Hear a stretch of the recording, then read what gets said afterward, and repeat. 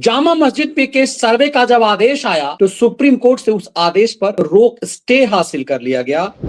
शिकायत की गई कि पूरे संभल शहर में मंदिर ढूंढे जा रहे हैं, इस पर रोक लगाया जाए। ये मंदिर ढूंढने के चलन पर रोक लगाया जाए। दीपा सराय वो इलाका है जहां करोड़ों करोड़ की बिजली चोरी महीने में होती थी और सांसद भी करता था। जिन जिहादियों को, उन्मादियों को लगने लगा कि योगी आदित्यनाथ अब बुलडोजर नहीं चला पाएंगे, योगी ने बुलडोजर चलाया। नमस्कार, कैसे हैं आप? योगी आदित्यनाथ पूरे मूड में हैं। सुप्रीम कोर्ट से आदेश ले आने के बाद भी योगी अपने मूड में है। बिना किसी कानून की अवहेलना किए योगी अब तक सनातन के खिलाफ जो इस देश में साजिश हुई उसकी नकेल कस रहे हैं। संभल में हरिहर मंदिर है जिसे जामा मस्जिद कहा जाता है। सनातनियों का मानना है ये हरिहर मंदिर है। संभल वैसा ही शहर है जैसा आप काशी या अयोध्या को माने, जैसा आप प्रयागराज को माने। ये पृथ्वीराज चौहान का शहर है। ये वो शहर है जहां भगवान के कल्कि अवतार में आने की बात हजारों साल पहले कही गई हमारे पुराणों में। वो संभल जो मंदिरों का शहर था उसे जिहादियों का शहर बना दिया गया, मस्जिदों का शहर हो गया। वो संभल जहां 1978 में एक दंगा हुआ, उस दंगे के बाद हिंदुओं को ऐसे डराया गया कि हिंदू संभल छोड़कर भाग गए। अपने करोड़ों करोड़ की प्रॉपर्टी छोड़कर भाग गए, औने पौने दाम में बेचकर भाग गए। संभल के उस जामा मस्जिद पे के सर्वे का जब आदेश आया तो सुप्रीम कोर्ट से उस आदेश पर रोक स्टे हासिल कर लिया गया कि ना सिर्फ संभल बल्कि कहीं पर भी किसी ढंग का कोई सर्वे फरवरी महीने तक नहीं होगा। तो ये पूरा उन्मादी गैंग ये जश्न मनाने लगा कि अब कोई सर्वे नहीं होगा, कहीं कोई बुलडोजर नहीं चलेगा। ये सुप्रीम कोर्ट का आदेश था। लेकिन बुलडोजर भी यूपी में दहाड़ रहा है और उसी संभल में, जिस संभल में सर्वे पर रोक लगा, उसी संभल में योगी आदित्यनाथ की सरकार 32 मंदिर का नवीनीकरण कर रही है। मतलब वो मंदिर जिसके चारों तरफ अवैध निर्माण कर लिए गए थे, वो मंदिर निकलकर सामने आया। ऐसा नहीं कि पुलिस प्रशासन को पता नहीं था, लेकिन ये खौफ था। और सुप्रीम कोर्ट के आदेश के बाद जब 32 मंदिर मिल गए, 19 से ज्यादा ऐसे ऐतिहासिक कुएं मिले, तो उन्मादी गैंग खौफ में आ गया और फिर सुप्रीम कोर्ट पहुंच गया। सुप्रीम कोर्ट ने जो आदेश दिया, उस आदेश की ऐसी व्याख्या की गई कि मानो उन्मादियों को फिर से हथियार मिल गया। मैंने सुप्रीम कोर्ट के पूरे आदेश को देखा। भारत की सबसे बड़ी अदालत चीफ जस्टिस ऑफ इंडिया की पीठ ने अभी यथास्थिति लागू करने के लिए कहा, लेकिन याचिकाकर्ता ने इस पूरे मामले को जब प्लेसेस ऑफ वर्शिप एक्ट से जोड़ने की बात की, सुप्रीम कोर्ट ने उस याचिका को खारिज कर दिया। ये योगी आदित्यनाथ का जलवा है, क्योंकि अब इस देश की सबसे बड़ी अदालत को भी पता चल चुका है कि योगी गैर कानूनी काम यूपी में किसी को करने नहीं देंगे। तो अब जरा समझिए इस बात को। दरअसल संभल के जामा मस्जिद के सीढ़ी के नीचे एक कुआं है जो पब्लिक कुआं है। वो कुआं ऐतिहासिक है। वो कुआं हजारों साल पुराना बताया जा रहा है। मुगल के भारत आने से सैकड़ों साल पहले का कुआं है वो। और उस कुएं को अब सनातनी ये कह रहे हैं कि ये भगवान शिव का, इसी कुएं से जो हरिहर मंदिर है उसमें जलाभिषेक होता था। उस कुएं की पूजा शुरू हो गई तो एक वर्ग सुप्रीम कोर्ट चला गया कि ऐसे तो इस मस्जिद पर कब्जा हो जाएगा। शिकायत की गई कि पूरे संभल शहर में मंदिर ढूंढे जा रहे हैं, इस पर रोक लगाया जाए। यह मंदिर ढूंढने के चलन पर रोक लगाया जाए। सुप्रीम कोर्ट ने उस याचिका को खारिज कर दिया। यह योगी का जलवा है। ये बदले हुए दौर में योगी का जलवा है। सुप्रीम कोर्ट ने कहा कि ये जो कुआं है यदि वो पब्लिक के बीच में है तो किसी को भी इस कुएं का इस्तेमाल करने का हक है। तो फिर मुस्लिम पक्ष से कहा गया नहीं, इस कुएं से मस्जिद के अंदर पानी जाता है और इस कुएं से साफ सफाई होता है। तो एक मौखिक आदेश अटॉर्नी जनरल से कहा गया कि आप ऐसा ना करें, फिलहाल इस कुएं में अभी यथास्थिति रहने दीजिए, मतलब जिस तरह से यहां पूजा पाठ नहीं होता था वो रहने दीजिए। लेकिन सुप्रीम कोर्ट ने इस पूरे मामले को प्लेसेस ऑफ वर्शिप एक्ट से जोड़ने से मना कर दिया। मतलब ये ब्रेक थ्रू है। देश की सबसे बड़ी अदालत ने कहा ये प्लेसेस ऑफ वर्शिप एक्ट का मामला नहीं है। यदि कुआं पब्लिक प्लेस पर है तो कोई भी आदमी वहां जा सकता है। इस मामले में भारत सरकार और पुरातत्व विभाग को नोटिस जारी किया गया। एएसआई, गवर्नमेंट ऑफ इंडिया और विष्णु शंकर जैन जी को नोटिस जारी करके इस पे साक्ष्य लाने को कहा है। अब जरा इस बात को समझने की कोशिश कीजिए। दरअसल जो ही पुरातत्व विभाग ये साबित करेगा कि ये कुआं सैकड़ों साल पुराना है, तो फिर पुरातत्व विभाग इस बात को लेकर के आगे जाएगा और मस्जिद के अंदर के प्रमाण को भी यह साबित किया जाएगा कि यह सैकड़ों साल पुराना है, हजारों साल कह लीजिए। दरअसल जो ही संभल का सच सामने आया, जो ही संभल में 32 नए ऐसे मंदिर मिले जिसके चारों तरफ अवैध निर्माण किया गया, यह सच सामने आते ही ये खुला कि संभल जो सनातनियों के लिए वाराणसी मतलब काशी, प्रयागराज और अयोध्या और मथुरा की तरह पावन भूमि है, उस भूमि पर सनातनी अब 5 से 10% भी नहीं बच गए।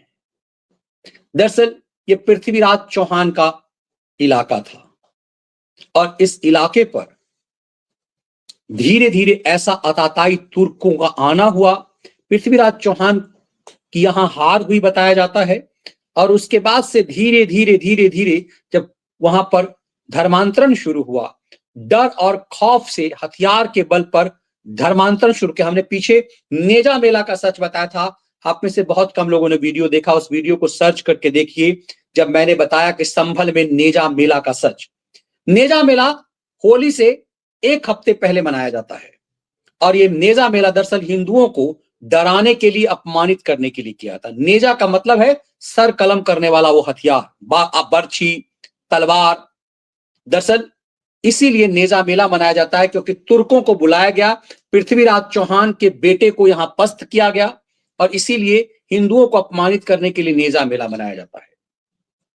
इस इलाके में दीपा सराय है जहां से सांसद है जियाउर रहमान बर्क। ये वही दीपा सराय इलाका है जहां ये जामा मस्जिद है और जहां ये कुआं का विवाद अभी शुरू हुआ है।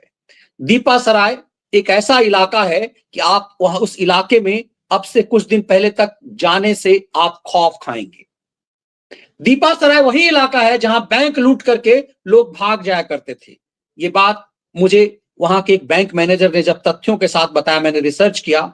दीपा सराय वो इलाका है जहां पर बिजली विभाग की टीम पहुंचने से डरती थी।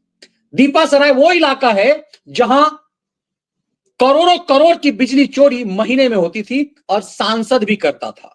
इस मामले में दीपा सराय में जो जियाउर रहमान बर्क जो सांसद है उसके ऊपर 2 करोड़ रुपए का बिजली बिल भेजा गया, जुर्माना किया गया उसे। वो जो बिजली बिल अब तक भर नहीं पाया है और इस पूरे मामले में उसने हाईकोर्ट में चैलेंज किया था अपने खिलाफ एफआईआर के मामले को। हाईकोर्ट ने उसके खिलाफ एफआईआर को क्वेश करने से मना कर दिया। अब तक वो सुप्रीम कोर्ट जाने की हिम्मत नहीं जुटा पाया। अब जरा इस पूरी चीजों को समझने की कोशिश इसलिए कीजिए कि यदि आज से पहले का ये हालात होता, योगी से पहले का हालात होता, तो सुप्रीम कोर्ट इसका आदेश कुछ और होता, क्योंकि सुप्रीम कोर्ट के आदेश पर योगी का अपने ढंग का हंटर चला। जिस सुप्रीम कोर्ट ने कहा कि यूपी प्रदेश में बुलडोजर नहीं चलेगा, वहां बड़े पैमाने पर बुलडोजर चल रहे हैं। बुलडोजर दीपा सराय इलाके में जियाउर रहमान बर्क की संपत्ति पर चली। अब जियाउर रहमान बर्क को नोटिस जारी कर चुका है कि यदि 2 करोड़ रुपए का उसने बिजली बिल नहीं भरा तो उसके घर को कुर्क कर दिया जाएगा। जियाउर रहमान बर्क ने लोकसभा चुनाव के दौरान अपनी कुल संपत्ति 2 करोड़ की नहीं बताई थी। ऐसे में उसकी पूरी संपत्ति कुर्क हो जाएगी। जियाउर रहमान की संपत्ति कुर्क होते ही वो संपत्ति नीलाम हो जाएगी। अब जरा इस खेल को समझिए। जियाउर रहमान बर्क जिस दीपा सराय में रहता है उसी में ये जामा मस्जिद है जिसे हरिहर मंदिर बताया जाता है। इसी हरिहर मंदिर के सीढ़ी के नीचे, जिसे आप जामा मस्जिद कह लीजिए या हरिहर मंदिर कह लीजिए, यहां पुराना कुआं है जो कहा जाता है शिव जी का कुआं है। उस कुएं में की पूजा हिंदू कर रहे हैं पिछले कुछ दिनों से, और उसी कुएं के सामने में अब नई पुलिस चौकी बनकर तैयार हो गई है, जिस पुलिस चौकी को बनने से रोकने के लिए यह कहा गया कि वक्फ की संपत्ति है, और इसके लिए एक फर्जी डॉक्यूमेंट तैयार किया गया कि आजादी से पहले कोई अब्दुल यहां था और उस अब्दुल की प्रॉपर्टी है। पता चला कि वो अब्दुल अंडा बेचता था। अब सोचिए, जो भिखमंगा था उसकी बीघों की बीघों जमीन थी। ये फर्जी डॉक्यूमेंट से एक ऐसे भिखमंगे को करोड़ों की जमीन की वारिस बता दिया गया। एक फेक डॉक्यूमेंट से एक अब्दुल को तैयार किया गया और उसने कहा कि मेरे दादाजी जो अब्दुल थे उसकी ये प्रॉपर्टी है। लेकिन जब हंटर चला, जब जांच आई तो पता चला ये पूरा दस्तावेज फ्रॉड है। डीएम ने कहा कि तुम माफी मांगो, हलफनामा दाखिल करके कह दो कि ये संपत्ति मेरी नहीं है, वरना तुम्हारी 7 पुश्त जो है तबाह कर दी जाएगी। उस अब्दुल ने हलफनामा दाखिल करके कहा कि ये जमीन मेरी नहीं है, सरकार की है। उसी जमीन को लेकर के असउद्दीन ओवैसी से लेकर के तमाम उन्मादियों ने कहा कि वक्फ की जमीन है। अब इसी मामले में योगी आदित्यनाथ ने कहा कि वक्फ भूमाफिया है। अब इस भूमाफिया को हम एक एक इंच जमीन इससे छीन लेंगे। जो ही योगी ने यह बात कही, तिलमिलाहट बढ़ गई। वो लोगों की जो 1 महीने पहले तक जश्न मना रहे थे कि सुप्रीम कोर्ट से योगी के हाथ बांध दिए थे, ये वो लोग जश्न मना रहे थे जिनको ये लग रहा था कि हम सुप्रीम कोर्ट से वो आदेश ले आए हैं जिस आदेश से हरिहर मंदिर का सर्वे नहीं होगा, जिस आदेश के मुताबिक देश में कहीं पर भी किसी विधर्मी द्वारा बनाए गए मंदिर को तोड़कर बनाए गए मस्जिद का कोई सर्वे नहीं होगा, क्योंकि प्लेसेस ऑफ वर्शिप एक्ट इस देश में लागू है। जिन जिहादियों को, उन्मादियों को लगने लगा कि योगी आदित्यनाथ अब बुलडोजर नहीं चला पाएंगे, योगी ने बुलडोजर चलाया। योगी ने दर्जनों मकान तुड़वाए। योगी ने जियाउर रहमान के घर का जो बाहरी हिस्सा, जो अवैध कब्जा था, उसे तुड़वाया। योगी पुलिस ने 32 मंदिर की तलाशी की। कैसे तलाशी हुई? चारों तरफ मंदिर के इर्द गिर्द जो अवैध निर्माण थे, उसके जब बिजली का पता किया गया तो पाया गया कि सालों से इस इलाके में लोग बिजली बिल भर ही नहीं रहे हैं। उसमें खुद सांसद जियाउर रहमान बर्क भी है जो बिजली बिल नहीं भर रहा था। जियाउर रहमान बर्क पर दंगा कराने, पुलिस पर आत्मघाती हमला कराने, सरकारी अधिकारियों को काम में बाधा देने के लिए अलग अलग ना सिर्फ एफआईआर दर्ज की गई, उसे मेन एक्यूज, मास्टरमाइंड बताया गया। इस मामले को लेकर जियाउर रहमान बर्क हाईकोर्ट भी गया, जहां उसकी याचिका खारिज हो गई और कहा गया कि जियाउर रहमान बर्क को थाने में उपस्थित होना होगा। पुलिस जो एफआईआर दर्ज की है उस एफआईआर को हम रद्द नहीं कर सकते। जियाउर रहमान बर्क इस याचिका के खिलाफ सुप्रीम कोर्ट पहुंचने की हिम्मत नहीं कर पाया। यह योगी का जलवा था। तो इन लोगों को लगा कि योगी आदित्यनाथ जो जलवा दिखा रहे हैं, इससे तो जो जामा मस्जिद है उस पर भी कब्जा हो जाएगा और यह हरिहर मंदिर साबित हो जाएगा। इलाके में और कई मंदिर मिलेंगे और जिस दीपा सराय से हिंदुओं को भगाया गया है, उस दीपा सराय में अब वहां जो जिनके घर मकान थे वो वापस आएंगे, क्योंकि योगी ने कह दिया है कि वक्फ भूमाफिया है और भूमाफिया को हम मिट्टी में मिला देंगे। योगी आदित्यनाथ ये सब बात विधानसभा में कह चुके हुए हैं। योगी आदित्यनाथ सिर्फ कहते नहीं है, योगी आदित्यनाथ ने कहा था कि इन माफियाओं को मैं मिट्टी में मिला दूंगा, तो उन्होंने मुख्तार अंसारी और अतीक अहमद को मिट्टी में मिला दिया।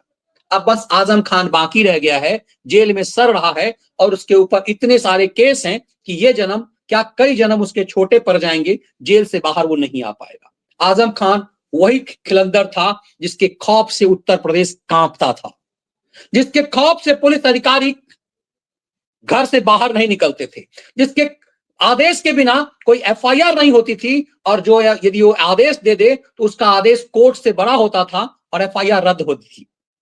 वही आजम खान है जिसके एफआईआर रद्द करने के आदेश की वजह से जो मुजफ्फरनगर है वो जल उठा और भयंकर दंगा हुआ।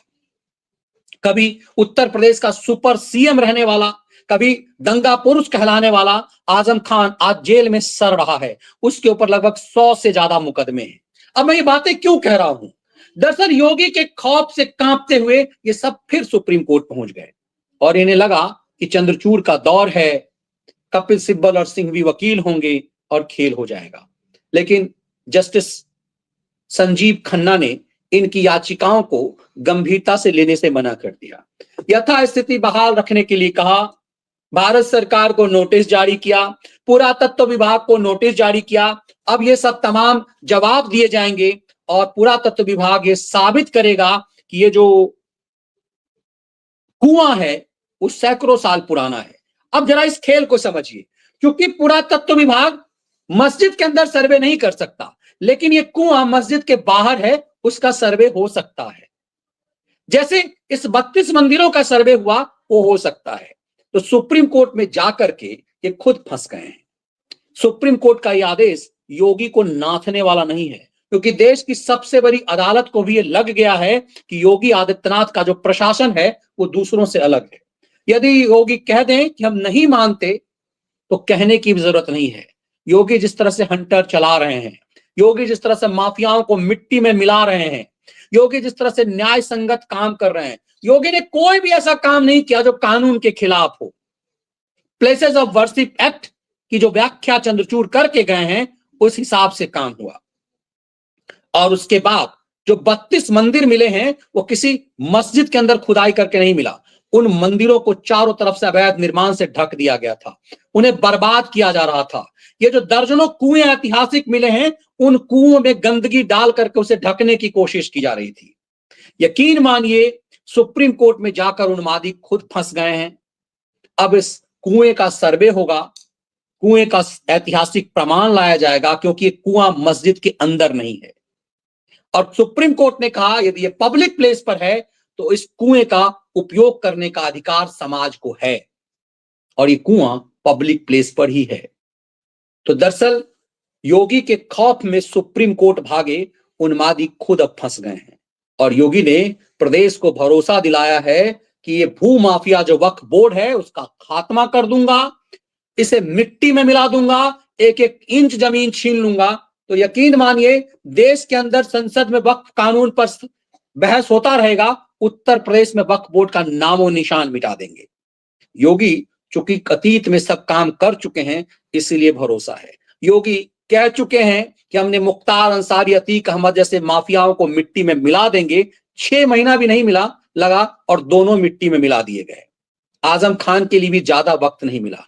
तो यकीन मानिए 6 महीना और इंतजार कीजिए, 6 महीने के अंदर उत्तर प्रदेश में तो कम से कम वक्फ बोर्ड को योगी मिट्टी में मिला ही देंगे। ये संकेत सबको समझ में आ गया है। तो ये वीडियो विश्लेषण आपको कैसा लगा? इसके कंटेंट पसंद आए वीडियो को लाइक और शेयर जरूर कीजिए। ज्वाइन बटन के साथ मेंबर जरूर बनिए। जय हिंद।